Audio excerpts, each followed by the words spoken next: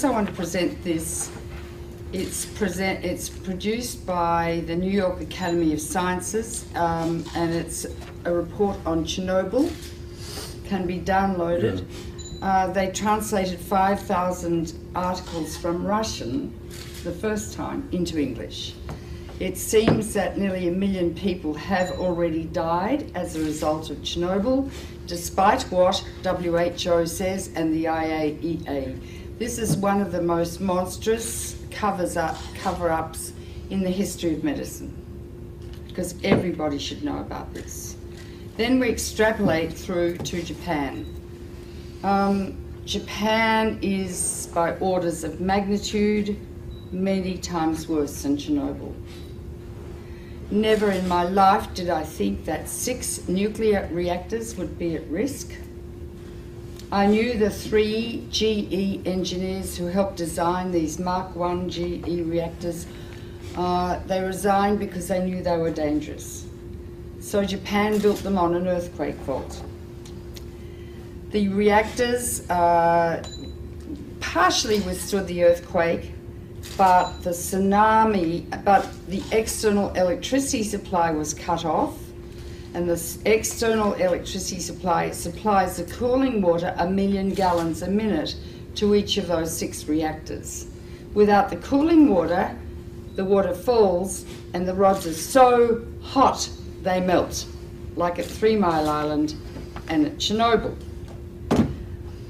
So the emergency diesel generators, which are as large as a house, got destroyed by the tsunami. So there is no way to keep the water circulating in the reactors. Also, on the roofs of the reactors, not within the containment vessel, are cooling pools. Every year they remove about 30 tons of the most radioactive rods that you could possibly imagine. Each one is 12 feet long and ½ an inch thick. Gives out so much radiation, like X-rays, that if you stand next to it for a couple of minutes, you'll die. Not drop dead, but with, remember Litvinenko, the Russian who got poisoned by polonium?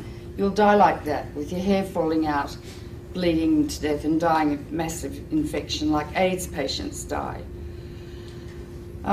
So these are, and they're thermally hot, so they have to be put in a big pool and continually cooled too. The pool has really no roof.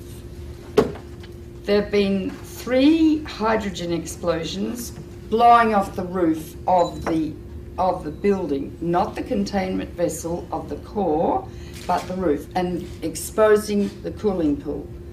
2 of the cooling pools are dry. They have no water in them, meaning that the nuclear fuel rods are covered with a material called zirconium.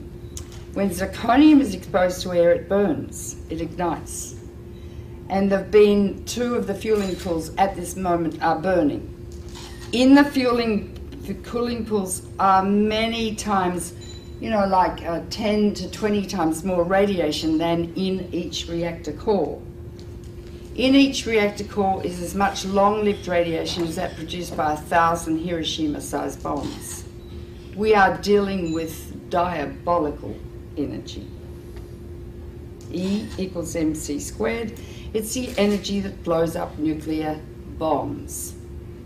Einstein said, nuclear power is a hell of a way to boil water, because that is all nuclear power is used for, to boil water through the massive heat, turn it into steam, turn a turbine which generates electricity. Now, when you fission uranium, 200 new elements are formed, all of which are much more poisonous to the body than the original uranium. Although uranium's pretty poisonous, America used it in Fallujah and Baghdad, and in Fallujah, 80% of the babies being born are grossly deformed. They're being born without brains, single eyes, no arms. The doctors have told the women to stop having babies. The incidence of childhood cancer has gone up about 12 times. This is genocide. It's a nuclear war being conducted in Iraq. But uranium that they're using lasts for more than 4.5 billion years. So we're contaminating the cradle of civilization, the coalition of the willing. In the nuclear power plants, however, is a huge amount of radiation. 200 elements. Some last seconds, some last millions of years.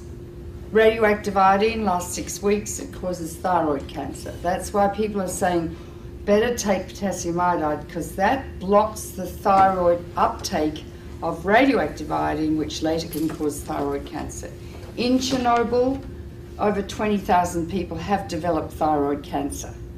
They have to have their thyroids out, and they will die unless they take thyroid replacement every day, like a diabetic has to take insulin. Strontium-90 will get out. It lasts for 600 years. It goes to the bone, where it causes bone cancer or leukemia. Cesium lasts for 600 years. It's all over Europe. 40% of Europe is still radioactive. Turkish food is extremely radioactive. Do not buy Turkish dried apricots. Do not buy Turkish hazelnuts or dried... the Turks were so cross with the Russians, they sent all their radioactive tea over to Russia after Chernobyl. But 40% of Europe is still radioactive. Farms in Britain, their lambs are so full of cesium they can't sell them. Don't eat European food. But that's nothing compared to what's happening now. One of the most deadly is plutonium, named after Pluto, god of the underworld. 1/1,000,000th of a gram, if you inhale it, will give you cancer.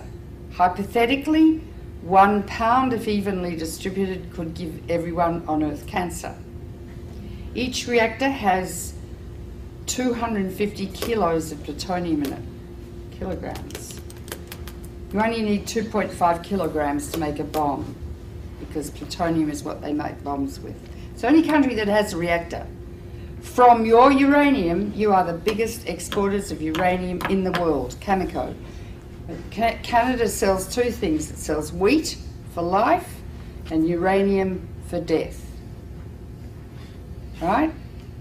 Plutonium is going to get out and spread all over the northern hemisphere, and it's already heading towards North America now. Plus radioactive iodine-129, its half-life is 17 million years, plus strontium, plus cesium, plus tritium, and I could go on and on and on. When it rains, down comes fallout, and it concentrates in food. If it gets into the sea, the algae concentrated hundreds of times, then the crustaceans concentrated hundreds of times, then the little fish, then the big fish, then us. Because we stand on the apex of the food chain. You can't taste these radioactive elements, you can't see them, and you can't smell them. They're silent. When you get them inside your body, you don't suddenly drop dead of cancer. It takes 5 to 60 years to get your cancer. And when the cancer, if you feel a lump in your breast, doesn't say, I was made by some strontium-90 you ate in a piece of fish 20 years ago. All radiation is damaging. It's cumulative. Each dose you get adds to your risk of getting cancer. With americium, that's more dangerous than plutonium. I mean, I could go on and on. Depends if it rains, if you're going to get it or not. If it rains and the radiation comes down, don't grow food, don't eat the food, and I mean don't eat it for 600 years. The radioactive waste from nuclear power is going to be buried, I hear, just like next to Lake Ontario. It's going to leak, last for millions of years. It's going to get into the water, into the food chains. Radioactive waste will induce epidemics of cancer, leukemia, and genetic disease for the rest of time. This is the greatest public health hazard the world has ever witnessed, apart from the threat every day of nuclear war. Einstein said the splitting of the atom changed everything save man's mode of thinking. Very profound. Thus we drift towards unparalleled catastrophe. We are arrogant, we have a lot of hubris, and I think the reptilian midbrain of some men's brains is pathological. We are now in a situation where we have harnessed the energy of the sun. It is totally out of control, and there's simply nothing we can do about it.